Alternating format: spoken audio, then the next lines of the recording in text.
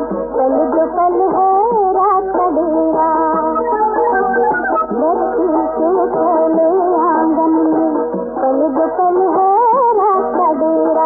जुल्म का पीला सिर से देखो झांक रहा है नया सवेरा। ढलता दिन मजबूर सही, चढ़ता सूरज मजबूर नहीं, मजबूर नहीं।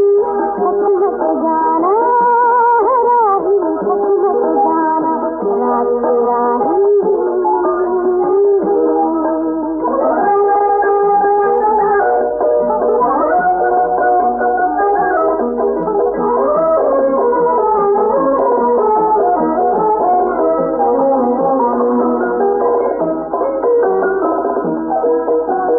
सदियों तक चुप रहने वाले अब अपना हक लेके रहेंगे।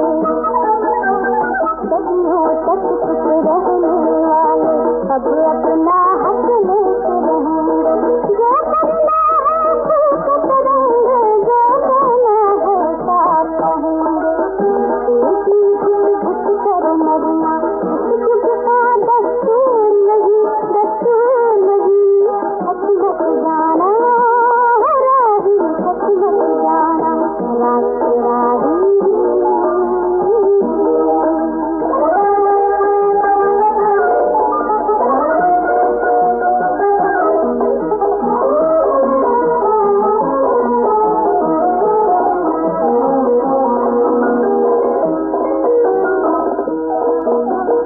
टूटेंगी वो जल जंजीरें, जागेंगी कोई तकदीरें। टूटेंगी वो जल जंजीरें, जागेंगी कोई तकदीरें।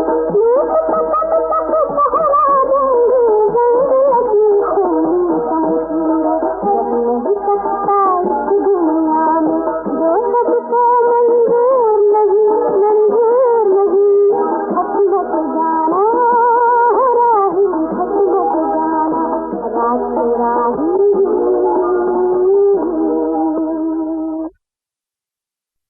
ओम शांति। 22/5/2025 प्रातः मुरली। ओम शांति। बाप दादा मधुबन। बाबा आज कह रहे हैं, मीठे बच्चे, तुम इन आँखों से जो कुछ देखते हो ये सब पुरानी दुनिया की सामग्री है, ये समाप्त होनी है। इसलिए इस दुखधाम को बुद्धि से भूल जाओ।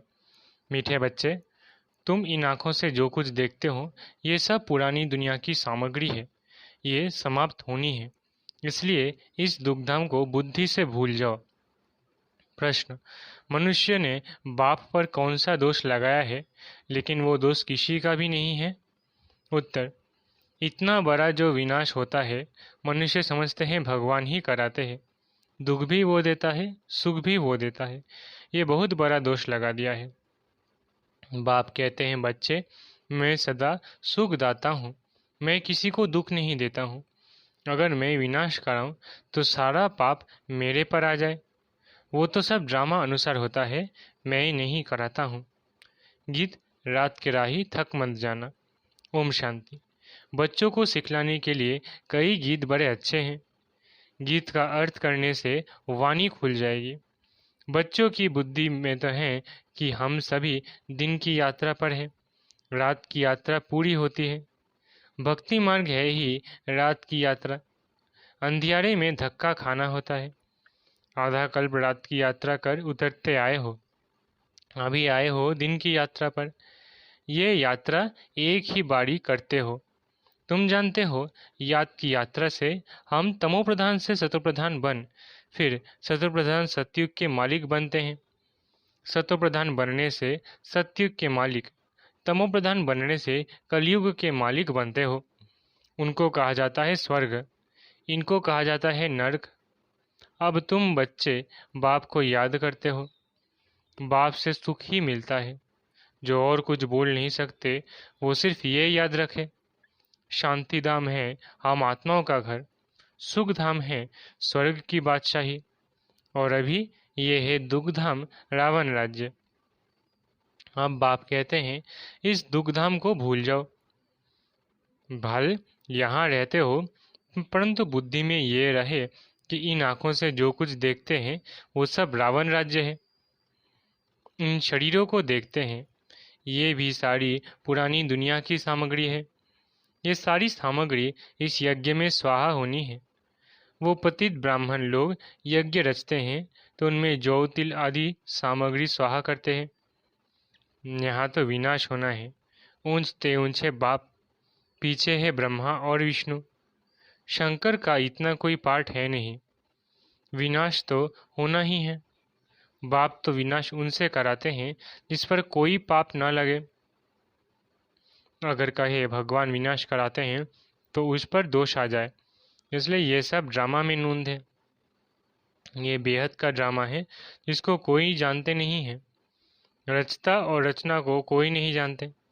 न जानने कारण निधन के बन पड़े हैं। कोई धनी है नहीं। कोई घर में बाप नहीं होता और आपस में लड़ते हैं तो कहते हैं तुम्हारा कोई धनी नहीं है क्या? अभी तो करोड़ों में मनुष्य है, इनका कोई धनी धोनी नहीं है। नेशन नेशन में लड़ते रहते हैं। एक ही घर में बच्चे बाप के साथ रहते, पुरुष स्त्री के साथ लड़ते रहते हैं। दुख धाम में है ही अशांति। ऐसे नहीं कहेंगे भगवान बाप कोई दुख रचते हैं। मनुष्य समझते हैं दुख सुख बाप ही देते हैं, परंतु बाप कभी दुख दे न सके। उनको कहा ही जाता है सुखदाता, तो फिर दुख कैसे देंगे? बाप तो कहते हैं हम तुमको बहुत सुखी बनाते हैं। एक तो अपने को आत्मा समझो। आत्मा अविनाशी है, शरीर विनाशी है। हम आत्माओं के रहने का स्थान परम धाम है, जिसको शांति धाम भी कहा जाता है। ये अक्षर ठीक है। स्वर्ग को परम धाम नहीं कहेंगे। परम माना परे ते परे। स्वर्ग तो यहाँ ही होता है। मूल वतन है परे ते परे, जहाँ हम आत्माएं रहती है। सुख दुख का पाठ तुम यहाँ बजाते हो। ये जो कहते हैं फलाना स्वर्ग पधारा, ये है बिल्कुल रॉन्ग। स्वर्ग तो यहाँ है नहीं। अभी तो है कलयुग। इस समय तुम हो संगम युगी, बाकी सब है कलयुगी। एक ही घर में बाप कलयुगी तो बच्चा संगम युगी, स्त्री संगम युगी, पुरुष कलयुगी।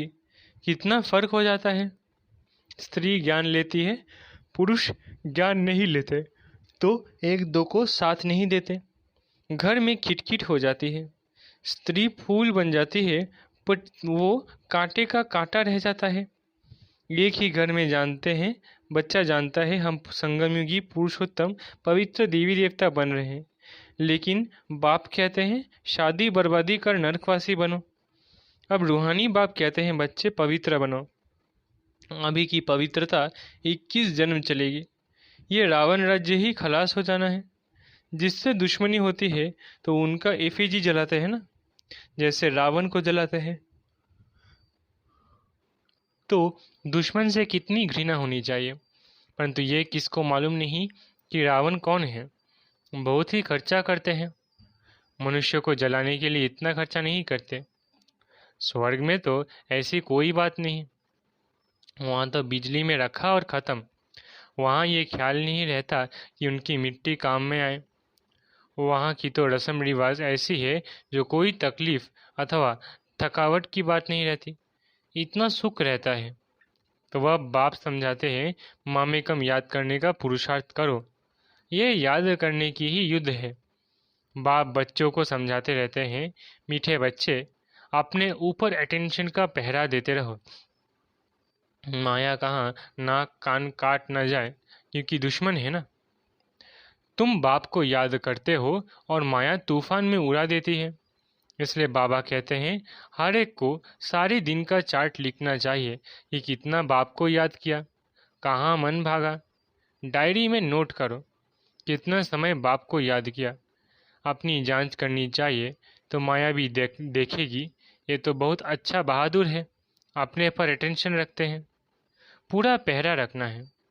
अभी तो तुम बच्चों को बाप आकर परिचय देते हैं, कहते हैं भले घर बार संभालो, सिर्फ बाप को याद करो। ये कोई उन सन्यासी मुआफिक नहीं है, वो भीख पर चलते हैं, फिर भी कर्म तो करना पड़ता है ना। तुम उनको भी कह सकते हो कि तुम हठयोगी हो, राजयोग सिखलाने वाला एक ही भगवान है। अभी तुम बच्चे संगम पर हो, इस संगम युग को ही याद करना पड़े। हम अभी संगम युग पर सर्वोत्तम देवता बनते हैं। हम उत्तम पुरुष अर्थात पूज्य देवता थे, अब कनिष्ठ बन पड़े हैं, कोई काम के नहीं रहे हैं। अब हम क्या बनते हैं? मनुष्य जिस समय बैरिस्ट्री आदि पढ़ते हैं उस समय मर्तबा नहीं मिलता। इम्तिहान पास किया, मर्तबे की टोपी मिली, जाकर गवर्नमेंट की सर्विस में लगेंगे। अभी तुम जानते हो हमको ऊंच तेऊंच भगवान पढ़ाते हैं तो ज़रूर ऊंच तेऊंच पद भी देंगे। यह एम ऑब्जेक्ट है। अब बाप कहते हैं मामे कम याद करो, मैं जो हूँ जैसा हूँ सो समझा दिया है। आत्माओं का आत्माओं का बाप मैं बिंदी हूँ, मेरे में सारा ज्ञान है।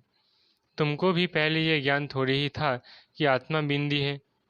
उनमें सारा 84 जन्मों का पाठ अविनाशी नूंधा हुआ है।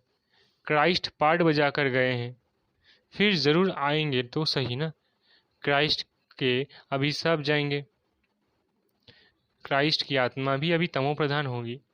जो भी ऊंच त्यूंच धर्म स्थापक है वो अब तमो प्रधान है। ये भी कहते हैं मैं बहुत जन्मों के अंत में तमो प्रधान बना, अब फिर सतो प्रधान बनते हैं। तत्त्वम, तुम जानते हो हम अभी ब्राह्मण बने हैं देवता बनने के लिए। विराट रूप के चित्र का अर्थ कोई नहीं जानते। अभी तुम बच्चे जानते हो आत्मा स्वीट होम में रहती है तो पवित्र है, यहाँ आने से पतित बनी है। तब कहते हैं पतित पावन आकर हमको पवित्र बनाओ तो हम अपने घर मुक्ति धाम में जाएं। ये भी पॉइंट धारण करने के लिए है। मनुष्य नहीं जानते मुक्ति जीवन मुक्ति धाम किसको कहा जाता है। मुक्ति धाम को शांति धाम कहा जाता है, जीवन मुक्ति धाम को सुख धाम कहा जाता है। यहाँ है दुख का बंधन, जीवन मुक्ति को सुख का संबंध कहेंगे। अब दुख का बंधन दूर हो जाएगा। हम पुरुषार्थ करते हैं ऊंच पद पाने के लिए, तो ये नशा होना चाहिए। हम अभी श्रीमत पर अपना राज्य भाग्य स्थापन कर रहे हैं। जगदम्बा नंबर 1 में जाती है, हम भी उनको फॉलो करेंगे। जो बच्चे अभी माता पिता के दिल पर चढ़ते हैं वही भविष्य में तख्त नशीन बनेंगे। दिल पर वो चढ़ते जो दिन रात सर्विस में बिजी रहते हैं।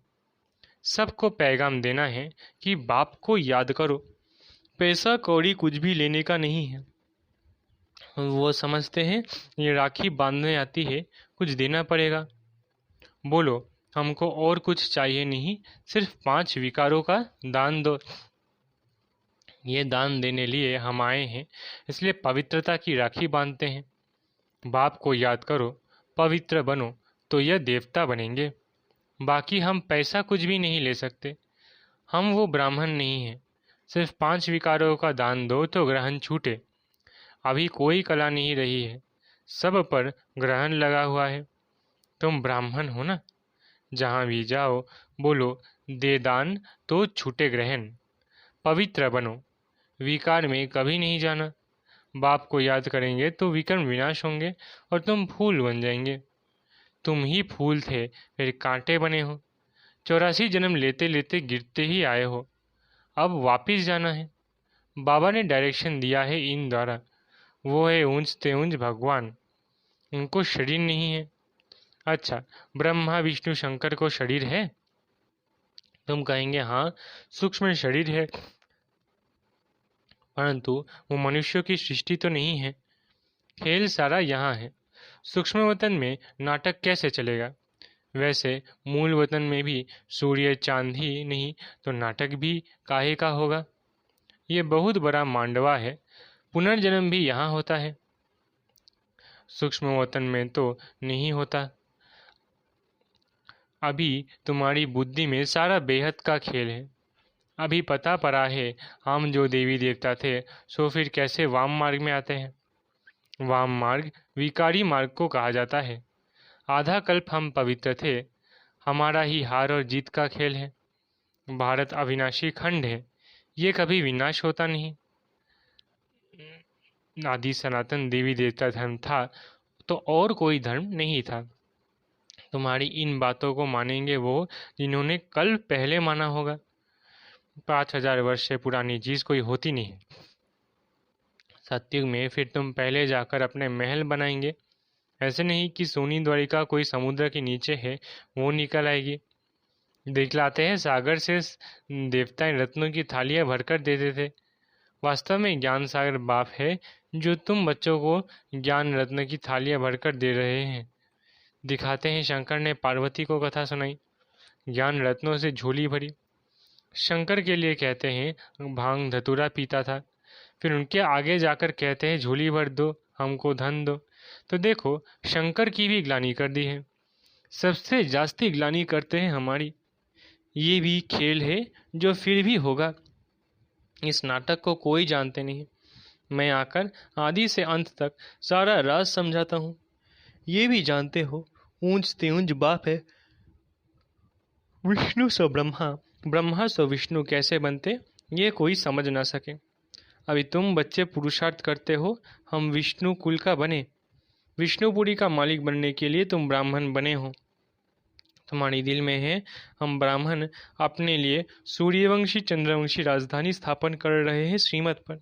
इसमें लड़ाई आदि की कोई बात नहीं। देवताओं और असुरों की लड़ाई कभी होती नहीं।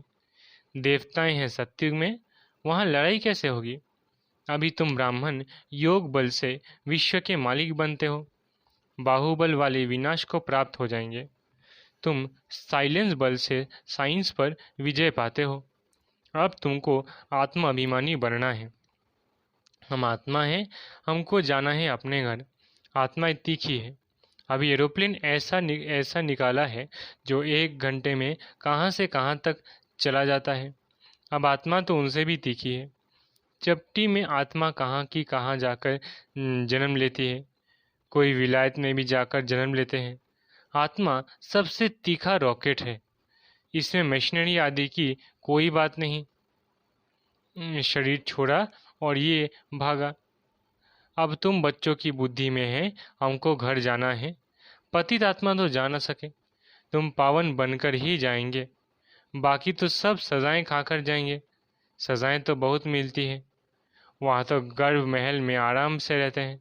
बच्चों ने साक्षात्कार किया है कृष्ण का जन्म कैसे होता है, कोई गंध की बात नहीं, एकदम जैसे रोशनी हो जाती है। अभी तुम बैकुंठ के मालिक बनते हो तो ऐसा पुरुषार्थ करना चाहिए। शुद्ध पवित्र खान पान होना चाहिए। दाल भात सबसे अच्छा है। ऋषिकेश के में सन्यासी एक खिचड़ी से लेकर चले जाते। हाँ, कोई कैसे होते हैं।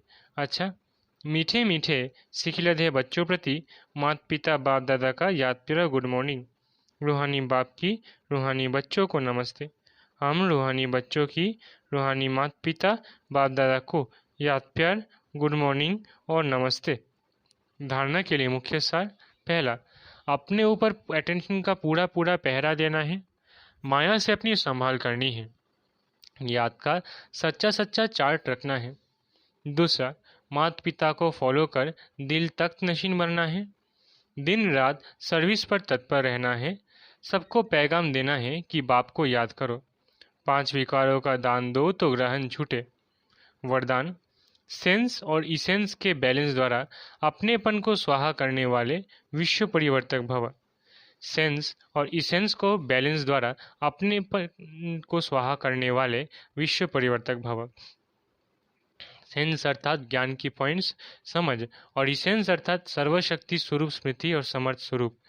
इन दोनों का बैलेंस हो तो अपनापन व पुरानापन स्वाहा हो जाएगा। हर सेकंड, हर संकल्प, हर बोल और हर कर्म विश्व परिवर्तन की सेवा प्रति स्वाहा होने से विश्व परिवर्तक स्वतः बन जाएंगे। जो अपनी देह की स्मृति सहित स्वाहा हो जाते हैं, उनके श्रेष्ठ वाइब्रेशन द्वारा वायुमंडल का परिवर्तन सहज हो जाता है। स्लोगन, प्राप्तियों को याद करो तो दुख व परेशानी की बातें भूल जाएंगी। स्लोगन, प्राप्तियों को याद करो तो दुख व परेशानी की बातें भूल जाएंगी। अव्यक्त इशारे, रूहानी रॉयल्टी और प्यूरिटी की पर्सनैलिटी धारण करो। श्रेष्ठ कर्मों का फाउंडेशन है पवित्रता, लेकिन पवित्रता सिर्फ ब्रह्मचर्य नहीं, ये भी श्रेष्ठ है। लेकिन मनसा संकल्प में भी अगर कोई आत्मा के प्रति विशेष लगाव व झुकाव हो गया किसी आत्मा की विशेषता पर प्रभावित हो गए या उसके प्रति नेगेटिव संकल्प चले, ऐसे बोल व शब्द निकले जो मर्यादापूर्वक नहीं है, तो उसको भी पवित्रता नहीं कहेंगे। अच्छा, ओम शांति। शुक्रिया बाबा।